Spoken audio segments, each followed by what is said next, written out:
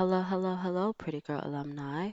Welcome to the lesson. Class is in session. Please grab some tea or anything to keep you company. Today, we are going to delve into the lesson of social isolation for pretty girls, what it means, where it stems from, and how you can use this to your advantage.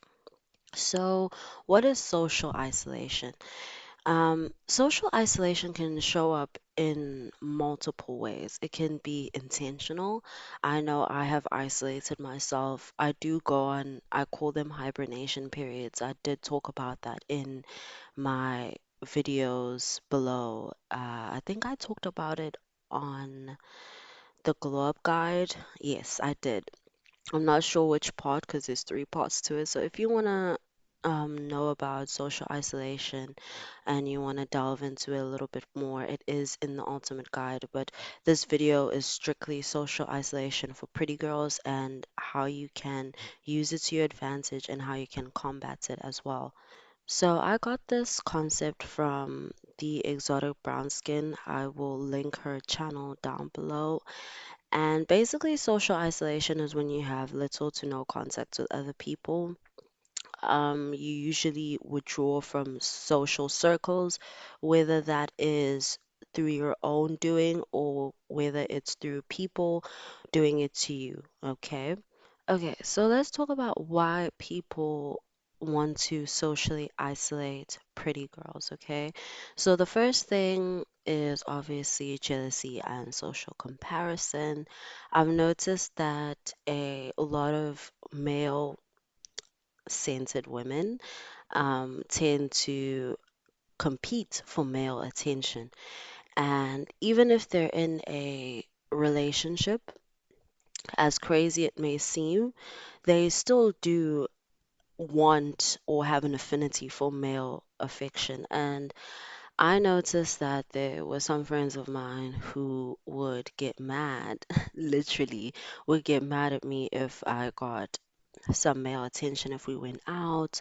Even in high school, I noticed the social dynamic. Like, if the cute boy approached you and asked you for something, even if it wasn't to ask you out or anything, even if he asks you for something random, then a lot of male-centered women will feel like you redirect male attention, and they have a fear of that. So a lot of the times they won't invite you places or they tend to get close to you only if they want some of that male attention for themselves.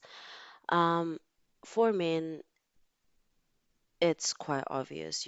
Some men feel like they can't afford you, which is a good thing.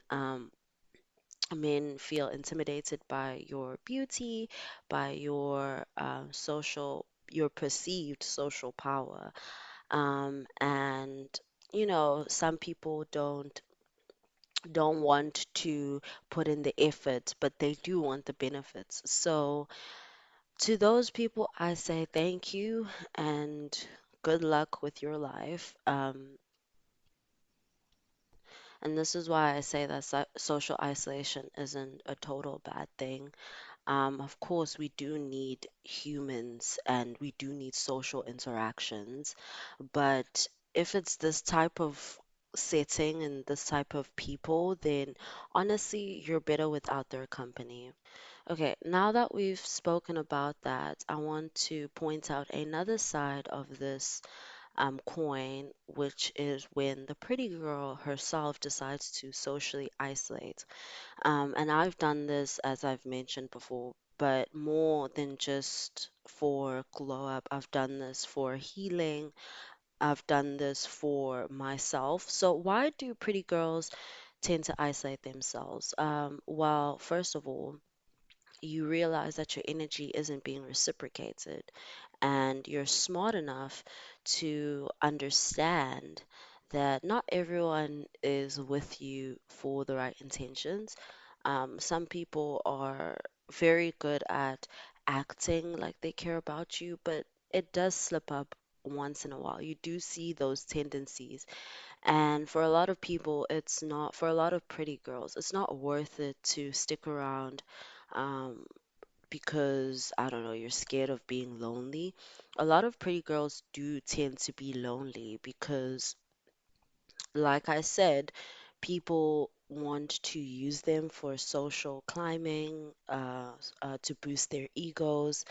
I know a lot of people say that they hang out with the pretty girls because it helps them get more male attention, or it helps them look better, especially if you have male friends. Male friends are no exception. I'll tell you that much. I will tell you that much. Men know exactly what they're getting out of interacting with you unless they're gay. Um, so I also, male friends and men are in the same category. So those are the two reasons. Another one is that you're tired of social constructs and you don't want to be a part of social constructs anymore. And unfortunately, a lot of people are very comfortable in them, whether it's out of fear of being something outside of what society has told you to be, or it's just because it's benefiting them. I noticed a lot of white hetero men are very comfortable with the current social dynamics because it benefits them.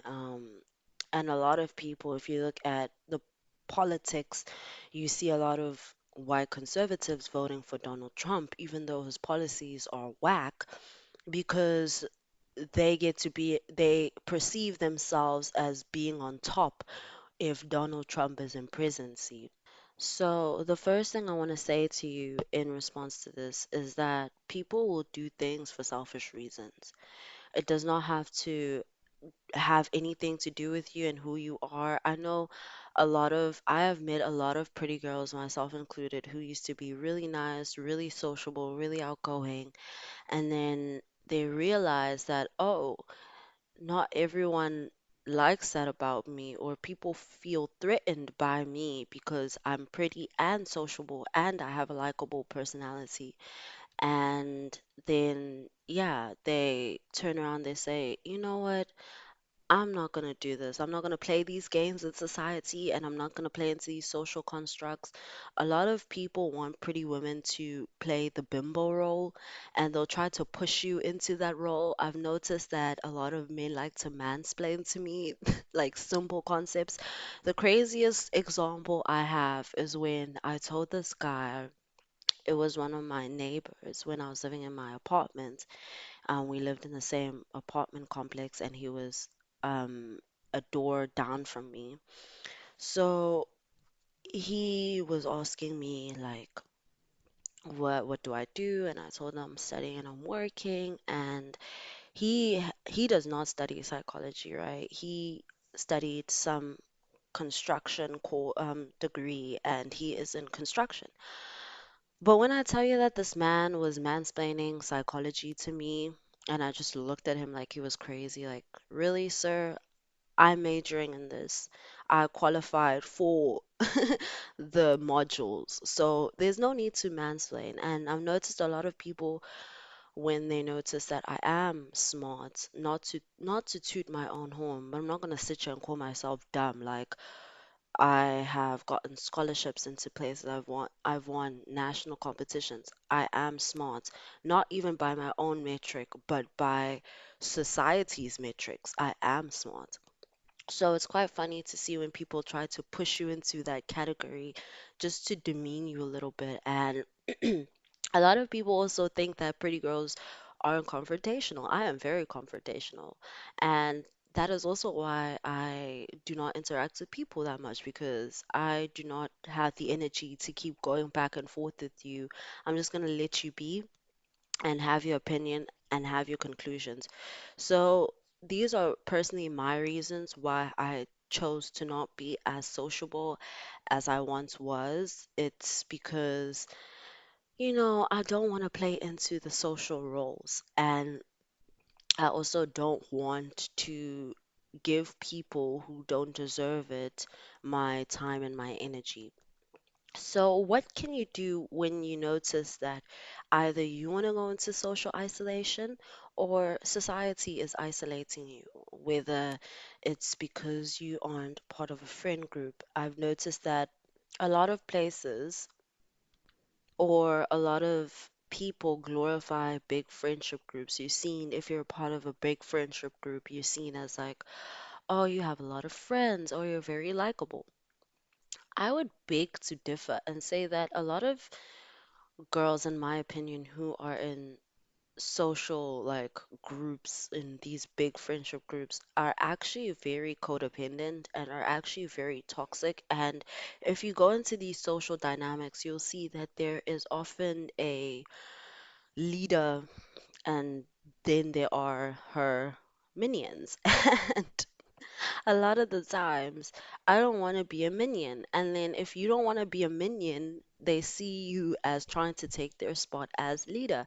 Like I said, people are very comfortable in social constructs and they don't want to break their bubble and experience other things and realize, hey, I don't have to be a part of what society tells me I should be a part of. So, here are my solutions for social isolation, and they have helped me tremendously. So, number one would be to fill up your schedule. Do the things that you finally now have the time to do. You have all this energy, all this time, and quite frankly, all this money because being social isn't cheap. You have to go out. A lot of the times, being social involves going out to eat or going out to drink or both. So imagine how much money and time and energy you now have to pour into yourself. And once you do that, you know yourself more. You become familiar with your likes, your dislikes, your interests, and you discover new things. And I always say this to people, always try new things. Like, instead of going out and getting a new boyfriend or going out on more dates, actually go out on solo dates. Treat yourself. The thing that I love about going on solo dates is that it completely rewired my brain on how I view society and how I used to think I needed to have a husband, otherwise I was going to be lonely for the rest of my life. And when I decided to stop dating for a whole year and 3 months, and I went on my celibacy period, I was actually, at first it was difficult, but the difficulty only lasted for like 2 weeks. After 2 weeks, I was over the moon. I felt this rush of freedom that I've never felt before because as soon as I left high school, I thought, okay, now it's time to date. Now it's time to find a husband. And every social interaction became either finding a friend. I have to find a group of friends because my high school friends aren't in the city anymore or aren't where I am. And I have to find a boyfriend so that I am seen as socially normal. And, you know, when you do this, this goes into my next point is that when you are so thirsty for social validation, you are very easy to manipulate. You're very easy to control because it's like people have this carrot that's dangling in front of you and you're willing to just chase it without realizing, hey, I'm putting myself in a vulnerable situation. I'll give you an example. Um, when I stopped chasing male validation, I stopped letting my boundaries slip because I noticed that when I pedestalized getting a boyfriend, and I pedestalized male attention, I was willing to let a lot of things slide in interactions, in relationships, and now I am so dead set on my boundaries. I do not play about them at all. And this is actually a plus because once I stopped tolerating nonsense, I actually got rid of the people I don't want around me. They get rid of themselves. That's another bonus is that once you learn yourself and you learn your boundaries, you know exactly what you want. I knew exactly what I want for my life, for my relationship, for my future. And I said, I'm going to stop compromising this because I am not going to be happy if I compromise this. Even if I do have a boyfriend, I'm not going to be happy if that guy is not romantic like how I expect my partners to be, because now I rushed into a relationship, I rushed into dating, and I saw the red flags and I ignored them because, hey, this is a man taking interest in me. And once I'll give you like a night and day comparison, very easy comparison. When I started dating, I got stood up once and it was devastating. This was when I was still very male centered, and it made me like doubt myself. It made me doubt how pretty I was. It made me question um my value. And then after I learned myself and I stood on my boundaries and I learned more about men, quite frankly, and I started dating again before I met my boyfriend, and I stood up and I did not care. It did not phase me. I didn't even text the guy to be like, "Are you still coming? I'm here." He just he was the last one to send me a message. I didn't follow up and I just assumed he wasn't gonna come, so I carried on with my plans because I was already busy. I already have my schedule filled. I'm making time for you. It's not that I don't have anything to do. I'm making time for you. So when that happens, you'll find that another benefit is that you're also not easily shaken. You're not you're not easy to break down because you don't get your validation from an external source. And another channel that talks about a lot of um, external versus internal validation is Exoticals United. I'll also link her channel down below. And I think this is a very beautiful talking point because you need to be able to internally validate yourself, because one thing about society and humans in general is that they're unpredictable, right? You're never going to know how people feel about you. People can say one thing and mean the other. People might have hidden intentions. So when you put your validation in other people's hands, you're putting your power in other people's hands. When you learn how to validate yourself and you learn how to accept and motivate yourself, and you don't need that. Exoticals United calls it external locus of control. When you have an internal validation system, then you become a powerhouse. You become untouchable. Think about it. No one can tell you can't do that. No one can tell you you can't make it. And if they do tell you, it doesn't phase you. You're going to do it either way. You actually start to fulfill your purpose once you validate yourself and once you look internally, because only you know where you want to go and what you want to do with your life. No one else can tell you that, only you. I hope you enjoyed this lesson. This is one of my favorite talking points. I love just boosting people's confidence, especially women. I know in this time we really, really, really do need it. There is a lot of misinformation out there, and there's a lot of people trying to lower your self-esteem because it benefits them. And I just want you to hold your head up high and not be phased by other people's actions. So let me know if you like this video, if you want more content like this, like and subscribe. Leave a comment down below if you've ever been through social isolation. What are your tactics to deal with it? And I'll see you next time. Goodbye.